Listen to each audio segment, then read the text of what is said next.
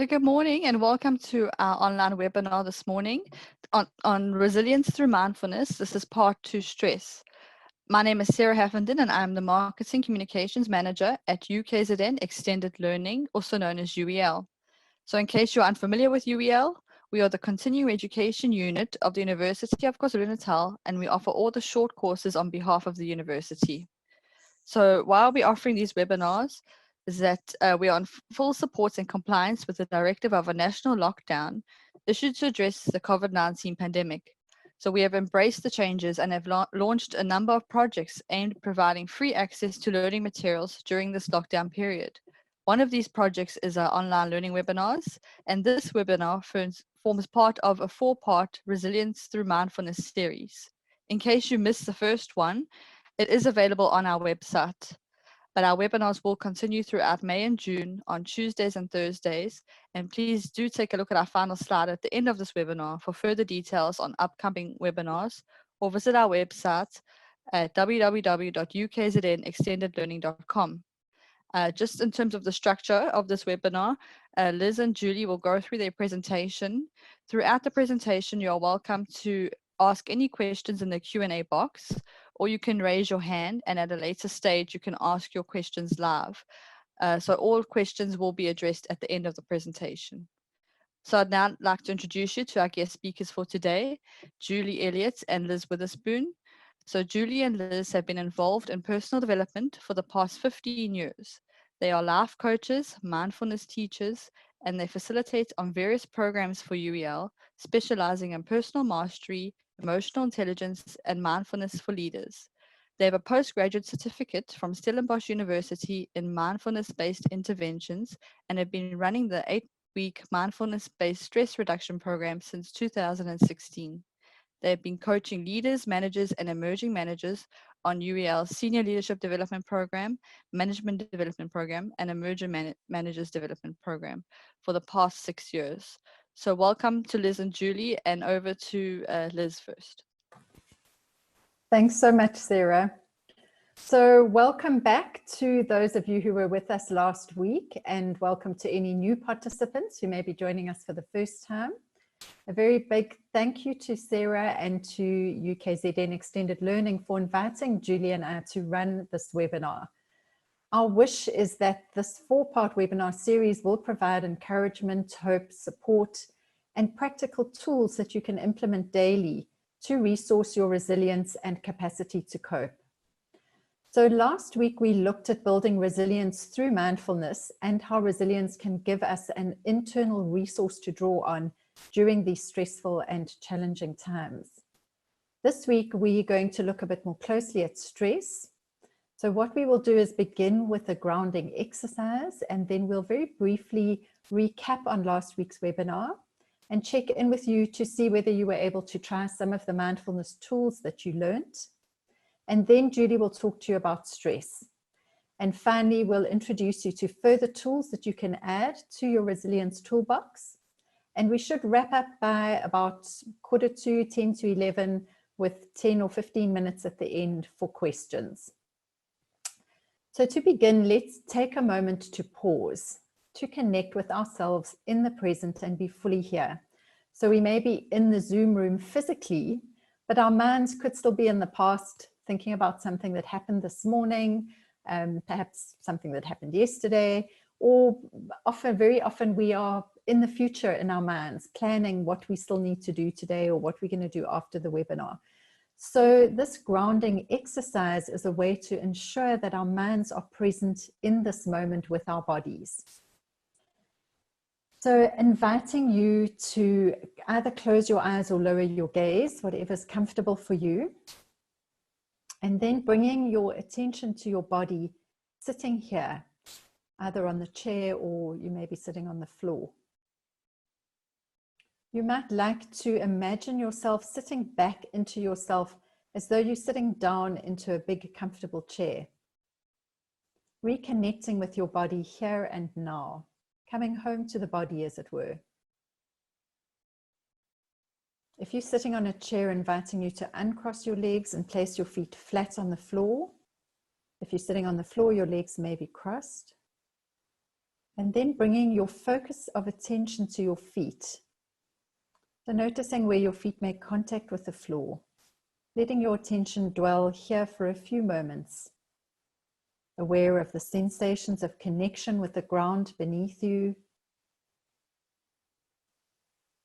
And then in your own time, moving your attention up your body. So scanning up your calves, your knees, your upper legs. Becoming aware of where your body makes contact with the chair or the ground.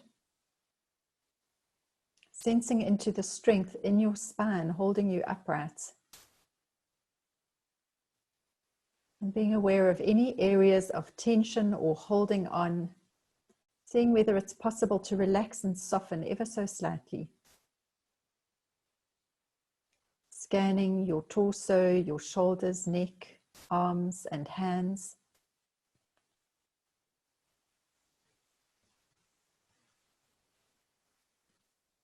And finally, bringing your attention to your face.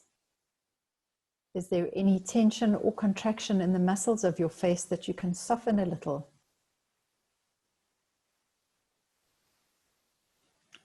And now, in your own time, taking 3 deep breaths in and out.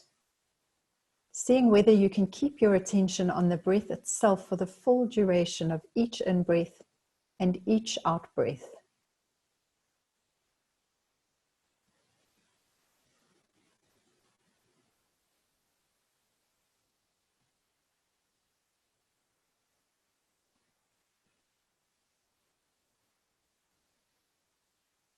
And when you're ready, you can open your eyes or lift your gaze. Hopefully you're feeling more fully here now in body and in mind.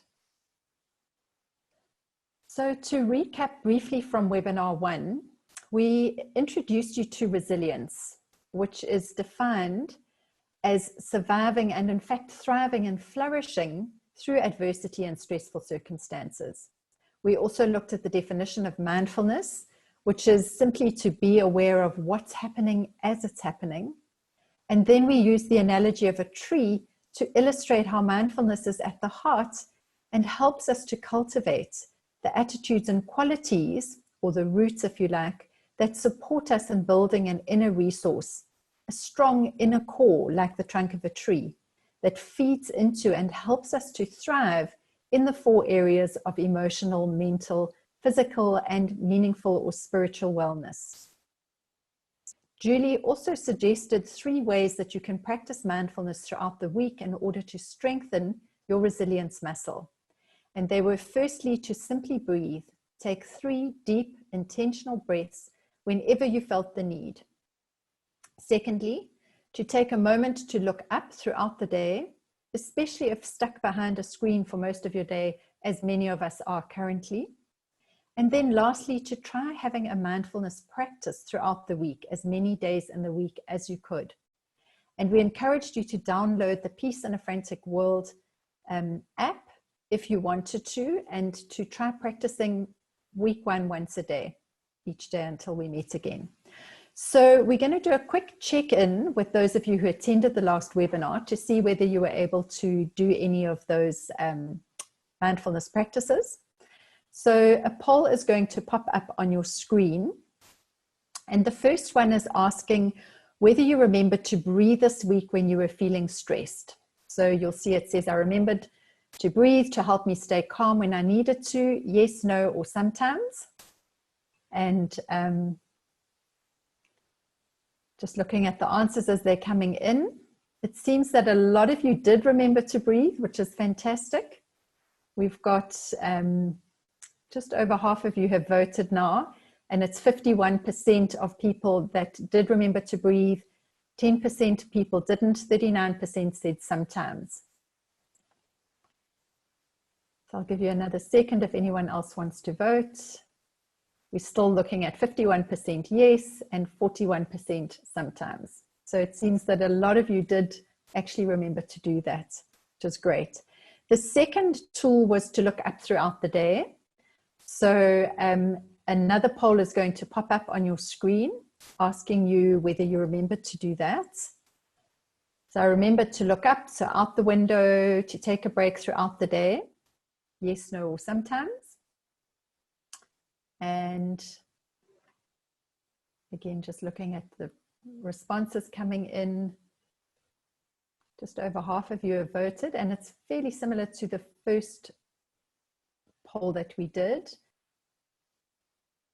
55% of you said yes. 32% said sometimes. 15% said no. Just giving it another few seconds.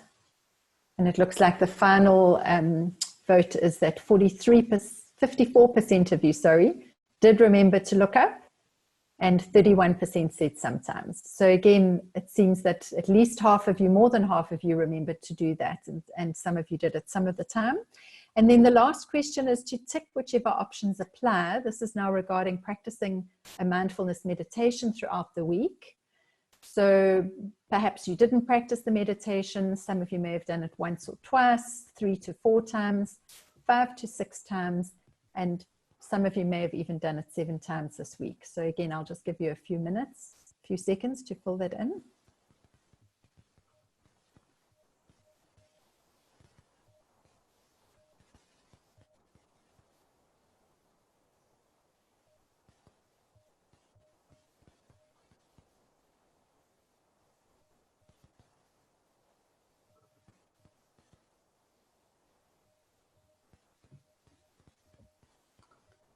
So a couple of you managed to do it 7 times this week, or 5 to 6 times. And we have 39% of people didn't practice mindfulness meditation this week. 35% tried it once or twice. 22% 3 to 4 times this week. And then, as I say, a couple of people managed to do it more often.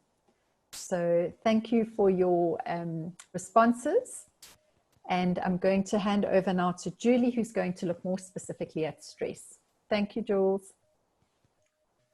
Thanks, Liz. Good morning and welcome to everyone. Well, those were really encouraging poll answers. So well done for those of you that have taken these and really tried to apply them. And for those of you that didn't get around to it, it's okay. It's something new, and it takes a while to form a habit. So today I'm going to be talking about stress and how we can meet our stress with greater wisdom and kindness. It's helpful to keep in mind that it's not so much the stresses in our lives, but how we see them and what we do with them and how we are in relationship to them that determines how much we are at their mercy. If we're able to change the way we can see them, we can change the way we respond and thereby dramatically lowering our stress and its short and long-term consequences. And this is how mindfulness can come and play a great role that we'll be talking about through this presentation. So stress, what is stress? Stress has been defined as a state of mental or emotional strain or tension resulting from adverse or very demanding circumstances. Dr. Seligman, he studies optimism and health, says it's not the potential stressor itself, but how you perceive it and how you handle it that will determine whether or not it will lead to stress. So for example, being in lockdown, I would say are really adverse circumstances, but it is how we respond to lockdown that could cause us the possible stress. So we're now going to be doing another poll, and that's going to pop up on your screen. And we're going to take a moment to just reflect over the past few days. So since waking up on Sunday until today, right now, please could you spend a moment to rate your overall stress levels in that time? Just taking a moment to, so 1 is no stress, 2 is low, 3 is moderate, 4 is high, and 5 is extreme. So we're seeing at this stage, 34% of you have voted, and 51% moderate stress. So we'll give it a bit more time before I read out the final poll.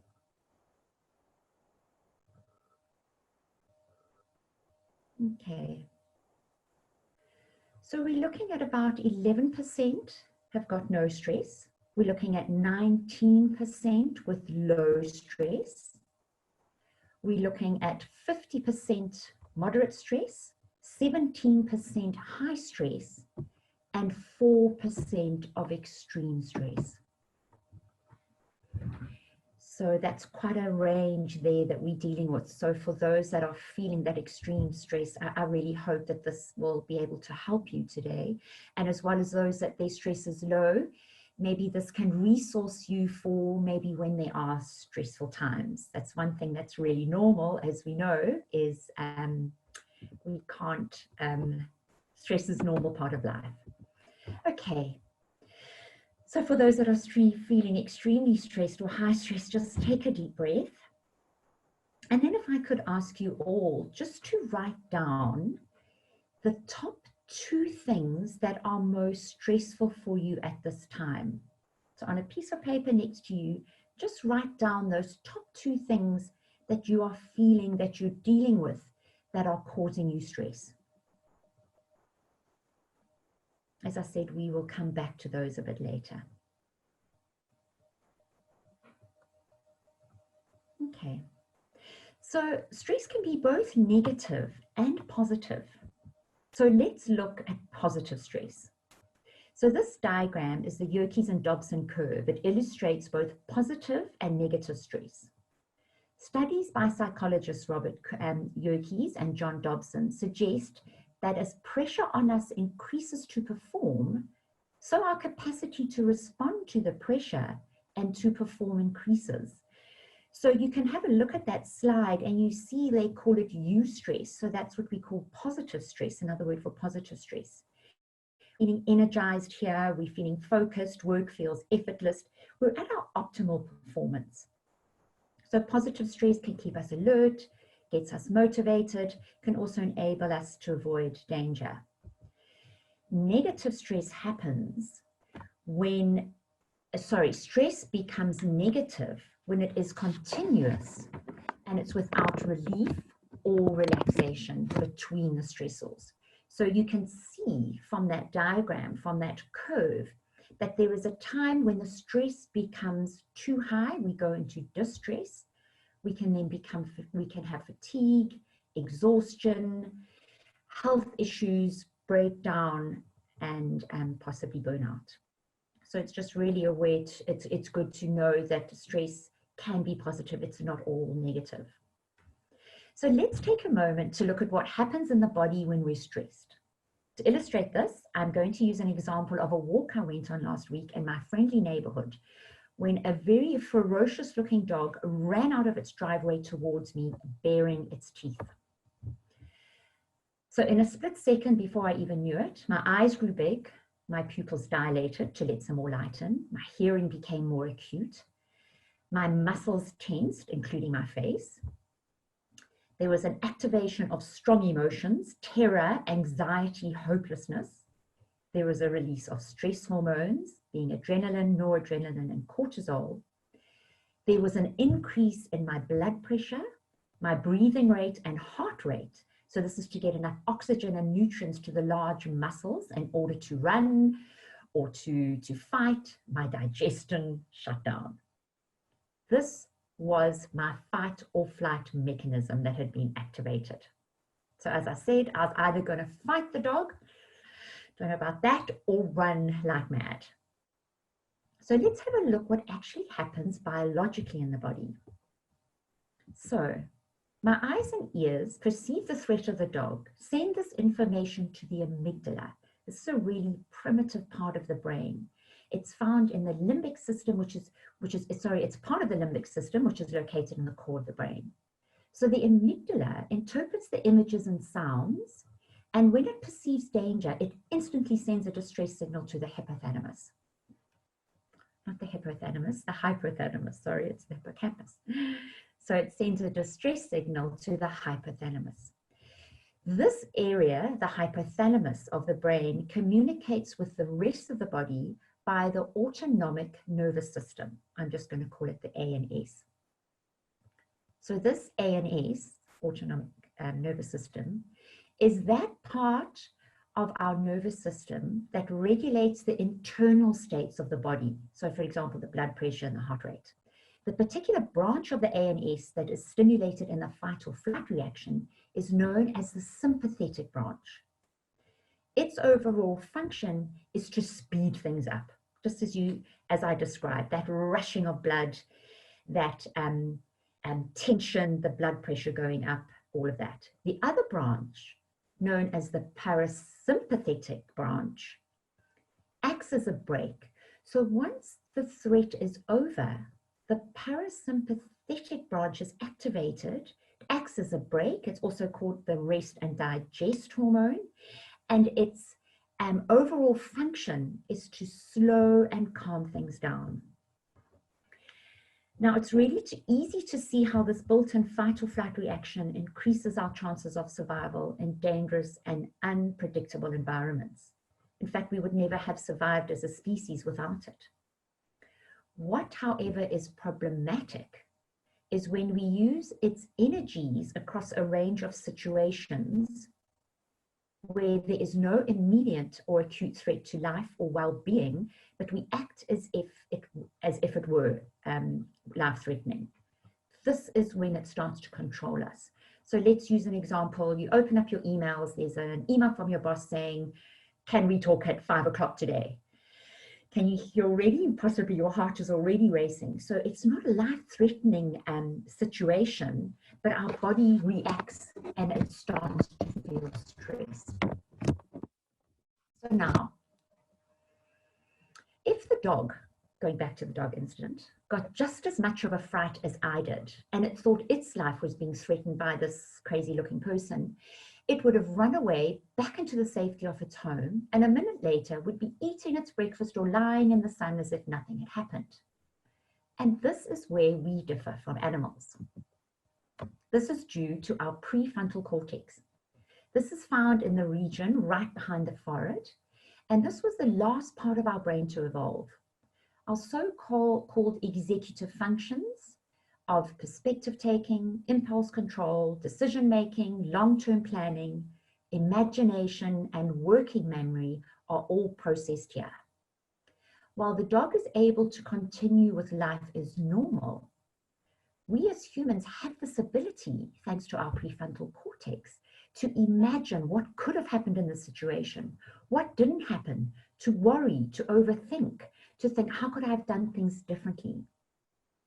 I also just want to point out here that when our amygdala is chronically activated, our prefrontal cortex shuts down. Think of stage fright. Think of a block in exam. When you get stressed, you can't remember everything, you can't think. That's what happened. It's the prefrontal cortex, which is actually shutting down.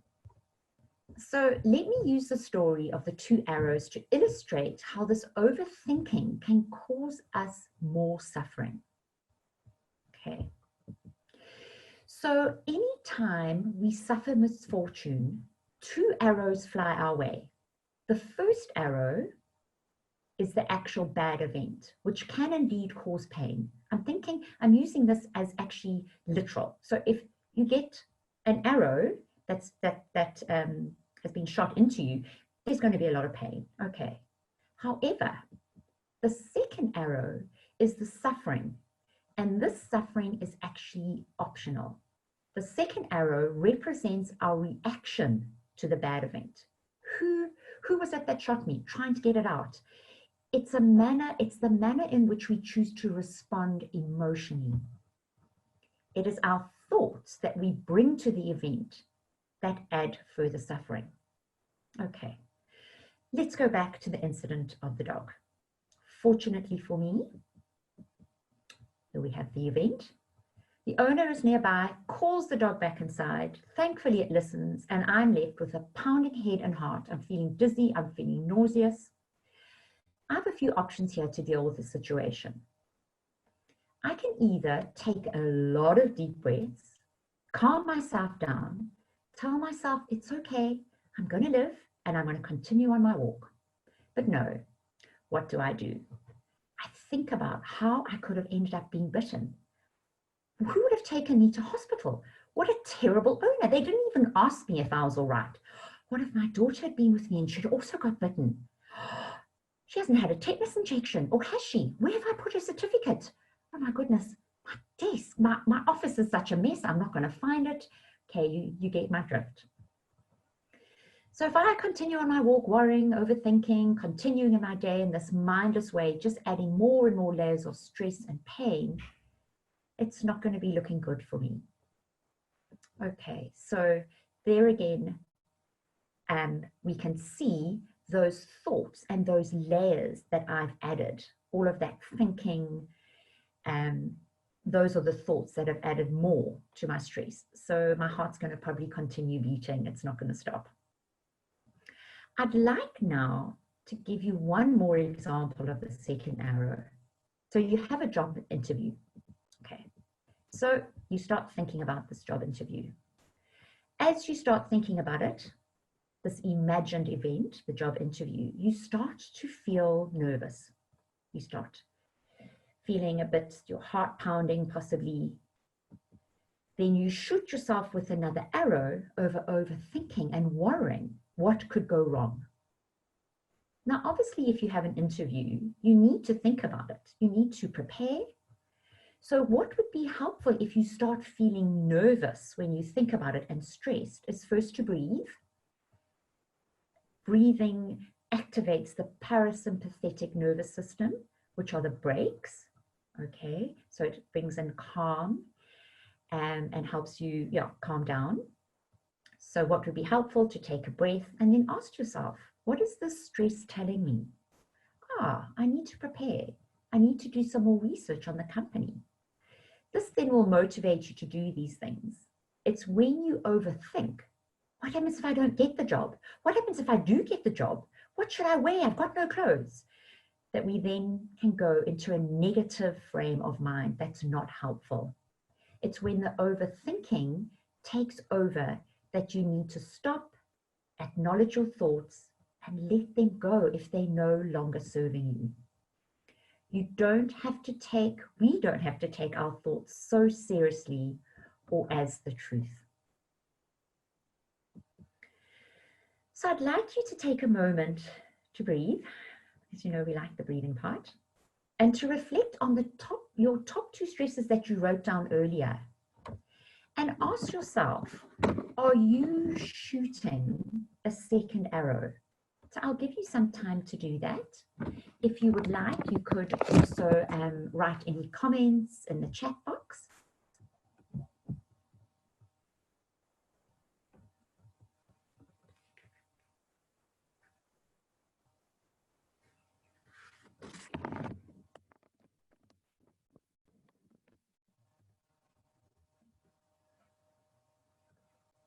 Okay, so it's really important to look at some of the consequences of long-term stress if we don't deal with our stress in a skillful way. High blood pressure, as I mentioned when we talked about that reaction of the blood pumping through, if we're not stopping and calming down that reaction, we're going to have high blood pressure. Sleep disorders, not being able to sleep, pounding heart, chronic headaches and back pain. As I mentioned, the tension in our muscles to get ready to run or to fight. Anxiety and depression, memory and concentration impairment, weight gain. Now, cortisol, when it is in the body, it increases our appetite and we tend to eat more. We have digestive problems. As I said, your digestion actually shuts down in the flight and fight reaction. Obviously, we're not going to be digesting food when we need all our energy to run or to fight. And our blood sugar, there we have blood sugar imbalances. Sometimes then we have those long-term stresses and we think, well, how are we going to cope? And sometimes we don't cope so well. So we call that maladaptive coping. We can start doing self-destructive behaviors like overworking, we're hyperactive, overeating.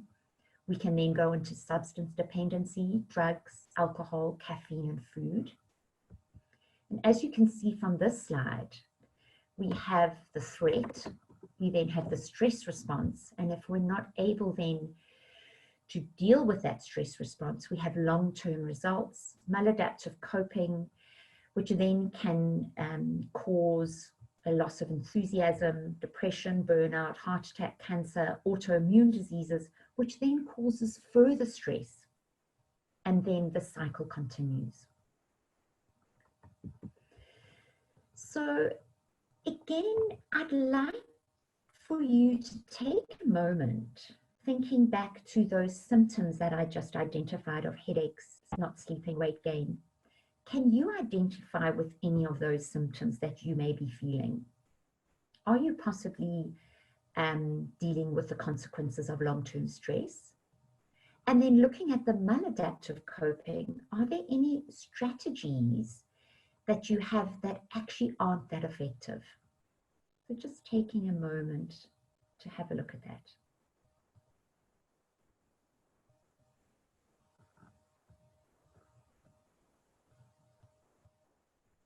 These slides will be available afterwards if you want to go back and do the exercise at a later time. Okay, so now that we have an understanding how important it is to take responsibility and respond to stress with wisdom and kindness, let's look at how mindfulness can stop us from getting caught up in this vicious cycle. So now, although we're talking specifically about mindfulness, please note that we always need to go back to basics and ask ourselves, are we getting adequate sleep? Are we getting adequate exercise? How are we eating? Are we connecting with loved ones and getting their support? Are we using our support structure in these times? These are the basics, things that again, we have control over that we can use to help ourselves. So as I mentioned, let's look at the benefits of mindfulness. Neuroplasticity means the shaping of the brain by repeated experiences. Just as our muscles grow, develop, and change from repetitive physical exercise, so too does our brain change from practicing mindfulness meditation. Using functional and structural MRIs in their numerous studies, scientists have discovered the following changes in the brains of long-term meditators. The neural connections between the prefrontal cortex and the amygdala, which is in the limbic system, become strengthened. This then enables a dampening down of activity in the amygdala, which then allows for effective emotional regulation.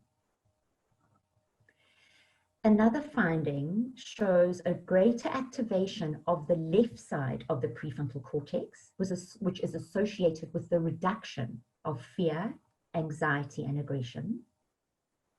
Meditation also strengthens the insula. This is the part of the brain integral to our sense of human connectedness and empathy. Empathy is needed to reassure and comfort ourselves when we are dealing with extreme and constant stress. There is also a strengthening of the prefrontal cortex, which increases our capacity to pay attention and focus, allowing us to be aware of our overthinking and hence being able to step back and observe how we respond skillfully to the situation. So let's just recap. When we feel threatened, our fight and flight mechanism is triggered. This happens in a split second. We cannot stop this reaction. But what we can do is breathe to bring on the parasympathetic nervous system to calm us down.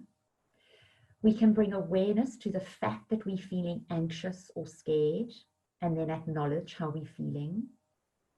We can look at the message in the stress. So example of the job interview when the message was there was to prepare a bit more.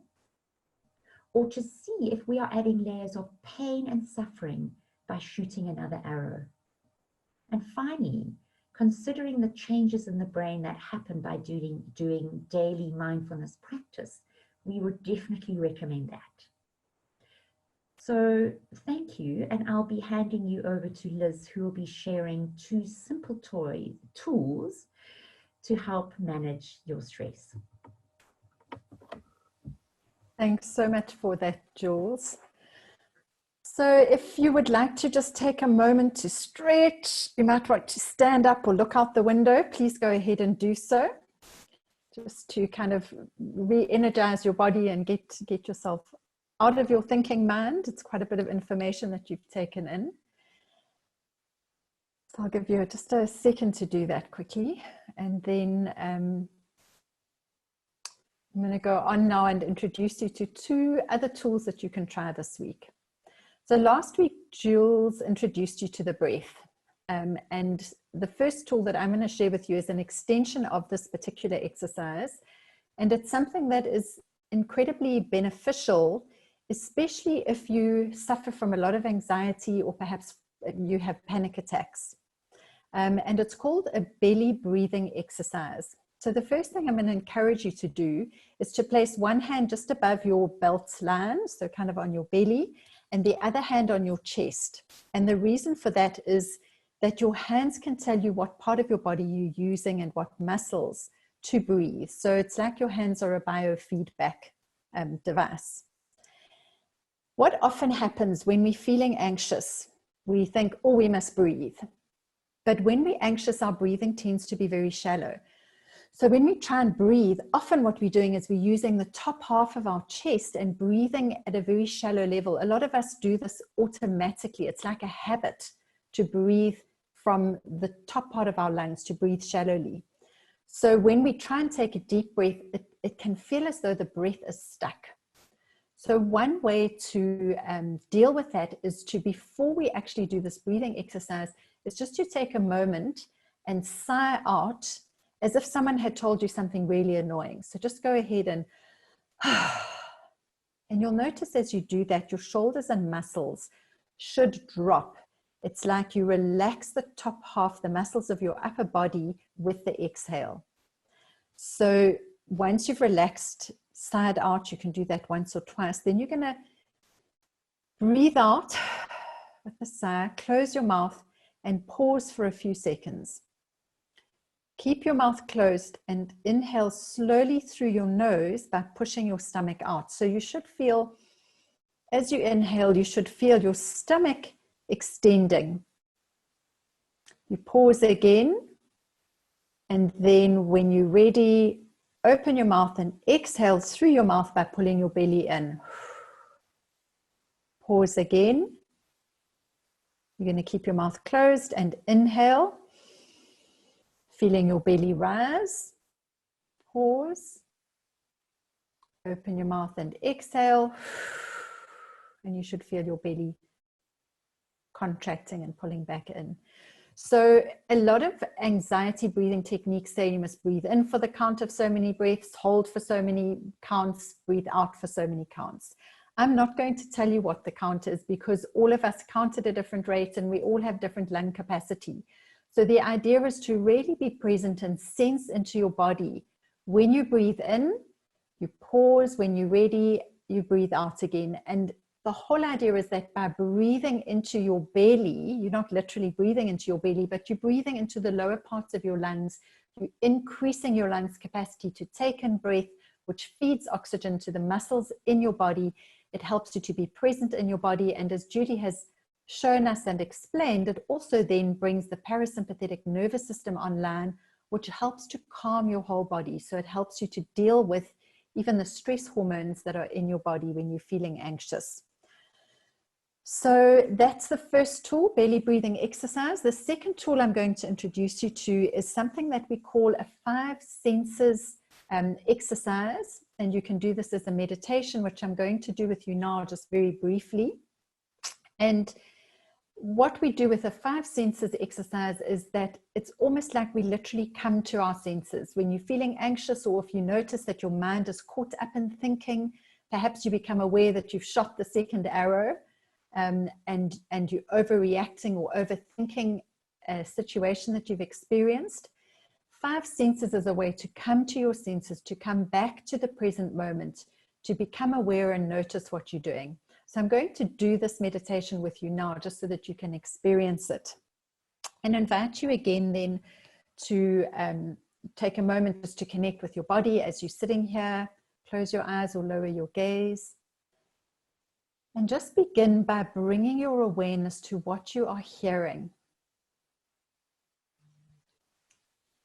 So the idea is that we don't, you're not looking specifically for sounds, you're just opening yourself to whatever sounds you can hear around you. And these might be sounds close by, maybe the sound of my voice on your computer. It may be sounds from outside that you're hearing, nearby or far away. Trying not to label or judge the sounds as good or bad, but just being aware of whatever you can hear.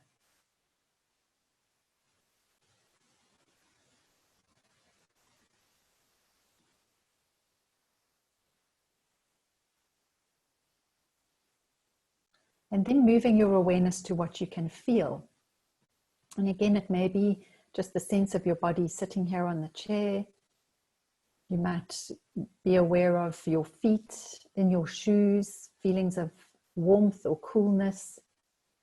If you have a window open or an air conditioner, you might have an awareness of the feeling of air on your skin or on your face. Or there may be sensations from within your body. You might be aware of your stomach rumbling if you're needing breakfast. So these sensations, physical sensations, the feelings that you have can be external or internal.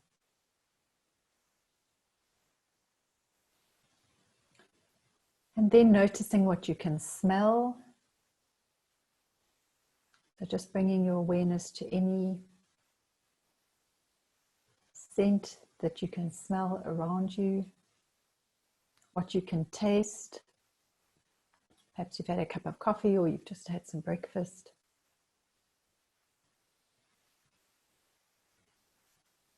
And then finally, the sense of sight. What can you see? And if your eyes are closed, you may be aware of something that you can see behind your closed eyes. Sometimes people see light or shadow or colors. Or you may want to open your eyes and look at the image on the screen in front of you. Just be very aware of color, shape, texture, shadow.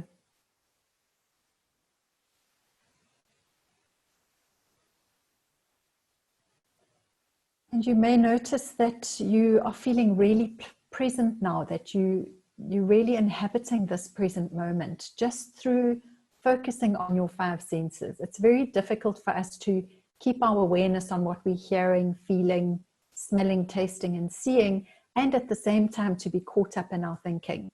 So this is an exercise that you can do literally anywhere and anytime. You might be driving and very stressed because of the hectic traffic. I don't think that's a common experience for people at the moment, but it's a very real example of where you can at any time just bring yourself back to hearing the sound of the traffic, feeling your hands on the steering wheel, perhaps smelling the car fumes, tasting if you're eating something or you've eaten something, and just being aware of what you can see around you as a way to come back into the present moment. So if you can this week, we would encourage you to practice these tools whenever you feel the need to be calmer and to feel less stressed. And then we also encourage you, if you want to continue with the Mindfulness Finding Peace in a Frantic World app. So week 1 of this app is free. If you decide to continue on to week 2, there is a once-off payment of 80 Rand, which we think is very reasonable. And so we would encourage you to continue with the app as a way to keep up with your daily practice. So through today's webinar, you may also have become aware of an aspect of your stress management and resilience that you would like to work on, or perhaps just a challenge or a dilemma that you're facing. Julie and I are offering free 40-minute coaching sessions to the first 4 people to email in Corsi on NTSHANGASE, capital N1 @ukzn.ac.za. And this offer is for those of you who haven't already had an opportunity to take advantage of a coaching session with Julie and I. So if you would like to do that, just email in Corsi and we will get back to you. We also just want to say that if you feel that you may be slipping into a depression, if your stress is feeling unmanageable or you're overwhelmed at the moment and you're concerned, you may be experiencing panic attacks or just feeling really, really down, we do encourage you to seek professional help. And the South African Depression and Anxiety Group are offering free telephonic counseling, information referrals, and resources. They're available 7 days a week, 24 hours a day. So you can give them a call on 0800 21 22 23 if you feel that your stress is out of control. If you're wanting additional information or you want to customize a similar course in dealing with stress, mindfulness, resilience, please do contact Cindy Siwa or Vanusha at UKZN Extended Learning, and their details are up on your screen now. And we are going to now move into a Q&A. So if you have any questions that you would like to ask Julie and myself, please do type those questions into the Q&A box on your screens, or if you would like to ask a question live, then just raise your hand and Sarah will host and manage those and direct the questions to Julie and I.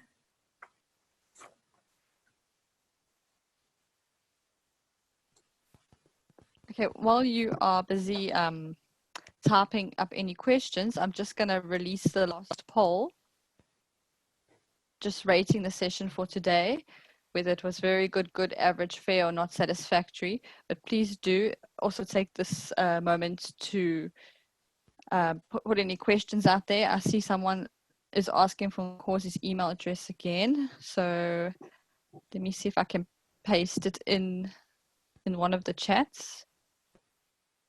Please put through any questions or raise your hand if you have any questions for Liz and Julie today.